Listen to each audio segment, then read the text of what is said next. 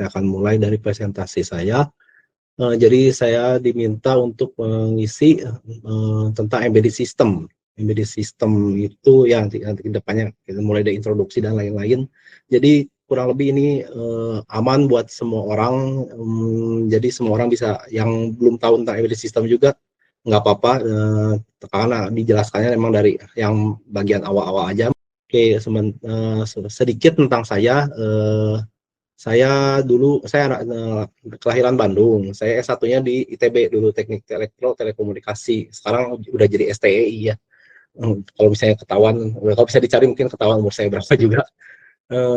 Pasca sarjananya kebetulan dapat beasiswa ke Tokyo Institute of Technology mulai dari tahun 2010. Udah gitu, sudah itu saya kerja di Brother. Kalau mungkin ada yang tahu, biasanya mereka terkenalnya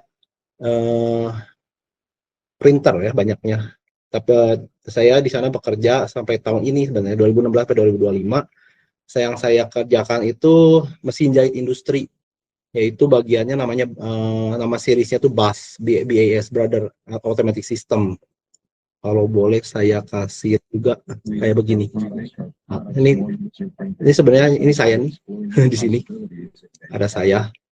Nah, ini Brother itu seperti apa?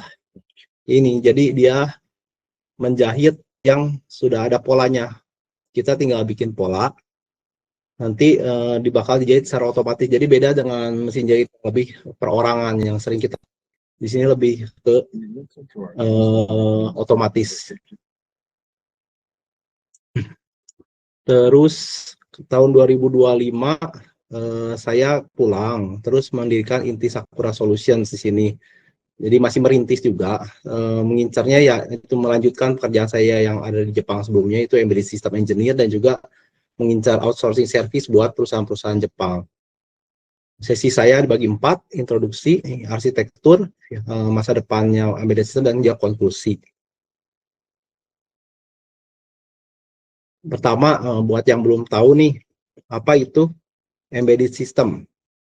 Jadi embedded system itu kalau saya ambil ini, sebenarnya saya ambil dari Wikipedia, buat definisinya komputer spesialis ya. Jadi udah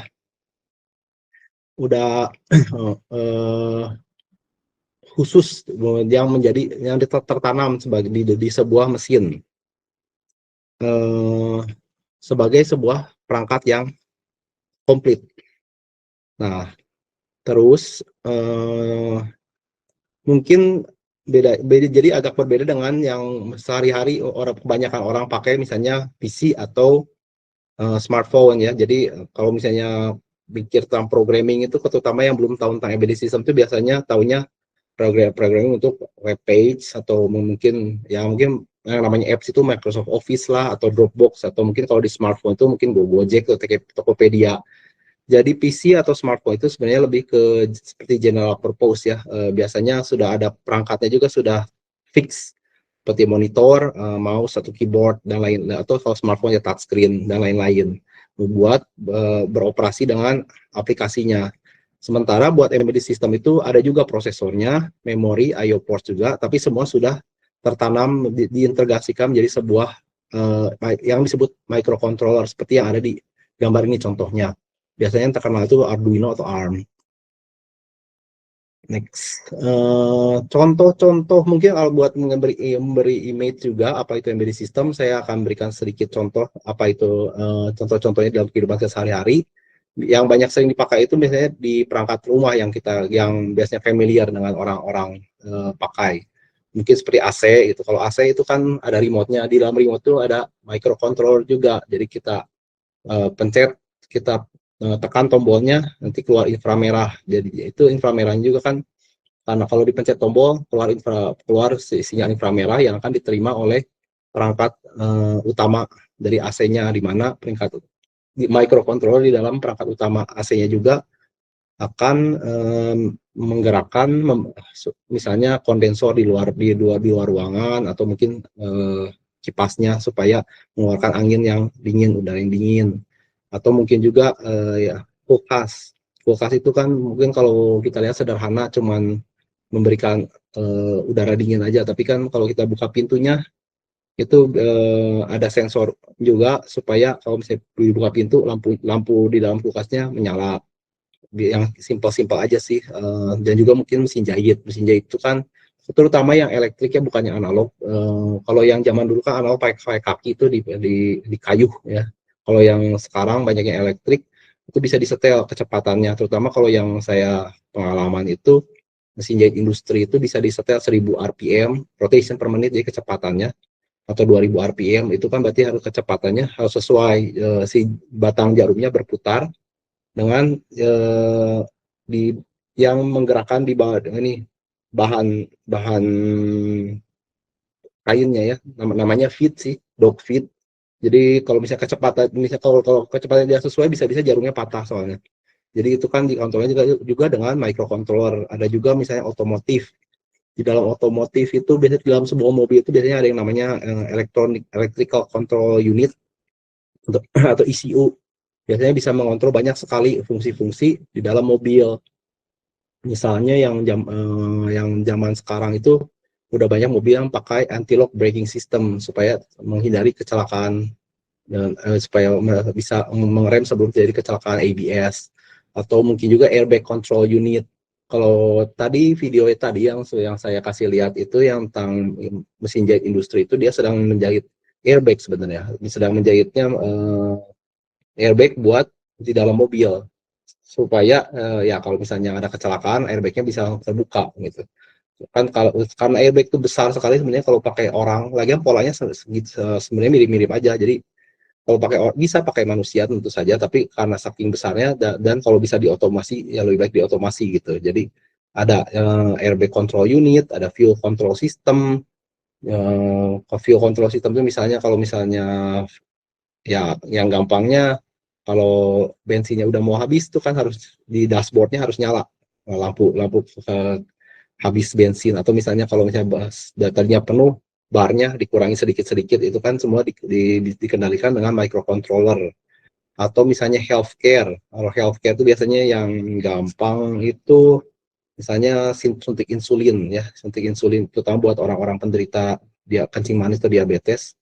Biasanya ada alatnya yang ditempel di badan, itu kan ada algoritma juga supaya bisa memberikan dosis yang benar. Itu sebenarnya saya kurang dalam sih tentang itu, tapi kurang lebih image-nya seperti itu. Atau mungkin alat pacu jantung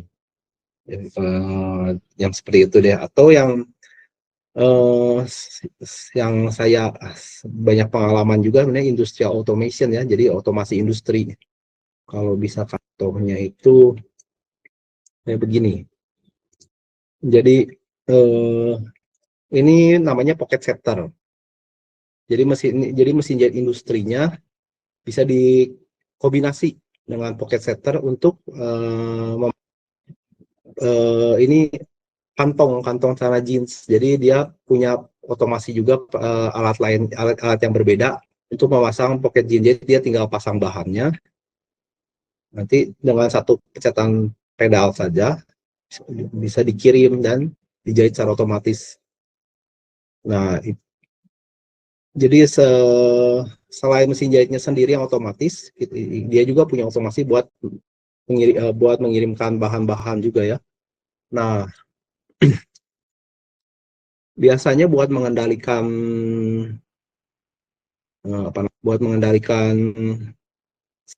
pemindah barang itu, biasanya yang paling sering dilihat tuh robot arm.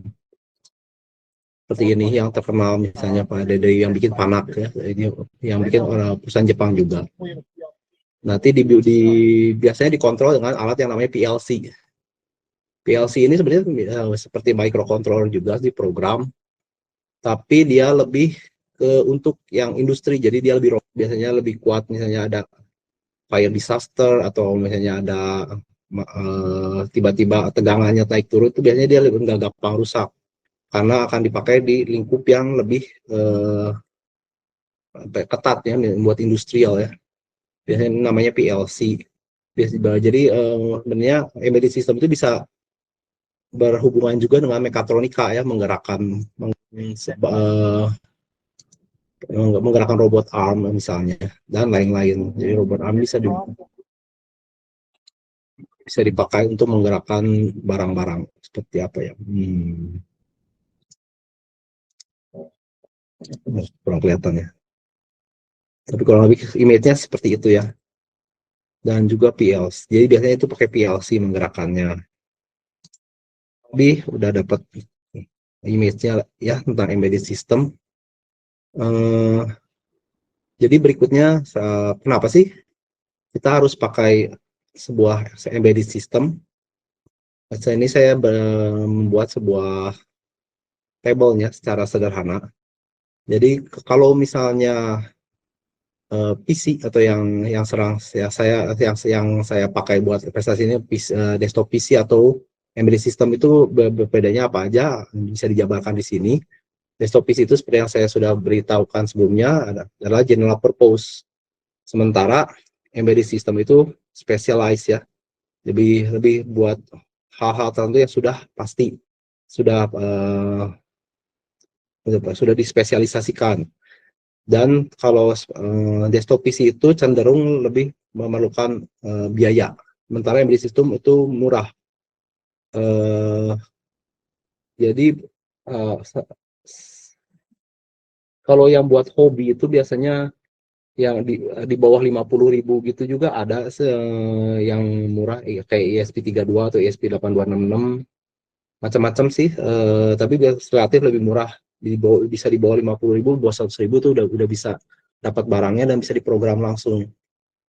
Dan juga kalau PC itu bisa menjalankan berbagai macam aplikasi, sementara embedded system itu lebih ke satu fungsi untuk selamanya ya. Jadi kalau udah keluar pabrik itu biasanya udah nggak bisa diprogram lagi.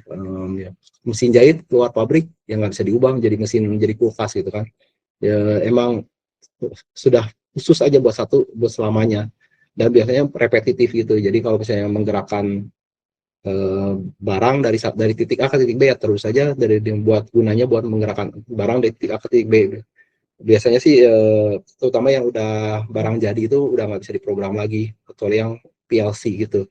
Yang kalau PLC dalam konteks pabrik itu masih bisa diprogram ulang, soalnya dia pakai robotic arm yang lebih fleksibel. Tapi biasanya app-nya ya nggak bisa dipakai macam-macam gitu. Jadi tidak ada berbagai macam app yang bisa diinstal dalam sebuah embedded system. Sementara kalau yang desktop PC bisa install lagi, kalau buat app-app terbaru bisa diinstal game, bisa diinstal Microsoft Word dan lain-lain. Sementara embedded system itu kalau sudah keluar pabrik itu biasanya sudah fix, tidak bisa diprogram lagi. Dan desktop itu cenderung memakan energi yang banyak, power consuming. Sementara embedded system itu lebih low power consumption. Jadi apa ya, power consumption kecil, biasanya pakai USB juga udah jalan, kecuali dia disambung dengan yang tadi robotic arm atau apa ya, pokoknya motor. Biasanya motor besar yang harus menggerakkan barang atau benda-benda berat, itu biasanya yang menghabisin energinya itu ya motornya itu atau robotic armnya itu. Jadi sementara embedded systemnya sendiri biasa cenderung rendah konsumsi power.